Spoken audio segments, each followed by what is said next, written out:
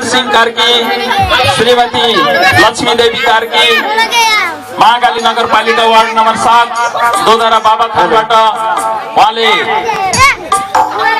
यो कार्यक्रम सञ्चालन गर्नको निम्ति उहाँको छोरा पवन कार्कीले विदेशबाट केही पैसा पठाउनु भएको छ। उहाँलाई हाम्रो समितिको तर्फबाट आयोजकको तर्फबाट हार्दिक धन्यवाद ज्ञापन गर्न चाहन्छौँ। यसैगरी रावत ग्रिल उद्योगका प्रोप्राइटर लाल बहादुर रावत महाकाली नगरपालिका वार्ड नम्बर 7 कालिका बजारदेखि उहाँले यो कार्यक्रम आयोजना गर्नको लागि चन्दा दिनुभएको छ। उहाँलाई पनि यस कमिटीको तर्फबाट आयोजकको तर्फबाट हृदयदेखि मुरी धन्यवाद ज्ञापन गर्दछौँ। यसैगरी उहाँको उद्योग फर्स्ट होस् भन्ने शुभकामना पनि दिन चाहन्छौँ। यसैगरी हाम्रो अत्यन्त सान्दर्भिक केवाईसी देउसी भैलो समूह दोधरा बाबाखान केही साथीहरू काठमाडौँ पनि छुट्नु भएर काठमाडौँ पनि हुनुहुन्छ। उहाँले पनि हाम्रो आवाजलाई हामीले उहाँलाई सम्मान गर्ने र उहाँहरूले पनि यो देउसी भैलो समूहबाट केही पैसा रकम इकट्ठा गरेर कलेक्सन गरेर यो हिन्दूहरूको महान पर्व शिवरात्रिको जागरण अभियान सञ्चालन गर्नको लागि उहाँहरूले पनि हामीलाई सहयोग दिएको हुँदा उहाँलाई पनि हृदयदेखि धन्यवाद ज्ञापन गर्दछौँ। यसैगरी पुन चाउमिन उद्योगका प्रोप्राइटर सत्यनारायण पुन्ज्यूबाट पनि यो भव्य शिवरात्रि महापर्वलाई जागरण अभियानलाई सञ्चालन गर्नको लागि केही रकम दिनुभएको छ। त्यो रकमको पछि भन्नेछु भन्दै म आफ्नो कार्य योजना अगाडि बढाउनको लागि म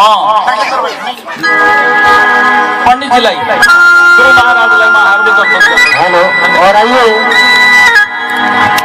जागरण प्रारंभ करने से पहले सर्वप्रथम एक सास वंदना और उसके बाद कुंजी तूफानी जी द्वारा बड़ा ही सुंदर गुणगान बाबा के पावन चरणों में होगा। तो आइए बड़ी सुंदर सी एक सास वंदना।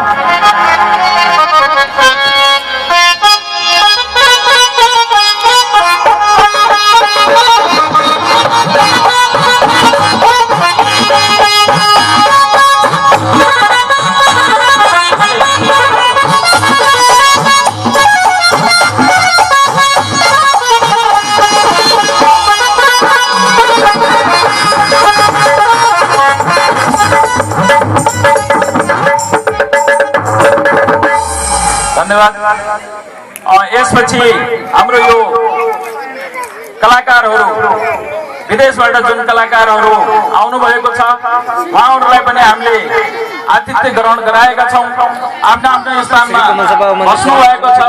यद्यपि उहाँहरूको मान सम्मानको लागि यस कमल सभा संरक्षण समिति कमल सभा मन्दिर संरक्षण समिति तथा जागरण अभियान मूल समितिका संयोजकको तर्फबाट हाम्रो सम्पूर्ण नेपालीहरूको यो पुण्य भूमिको तर्फबाट उहाँलाई स्वागत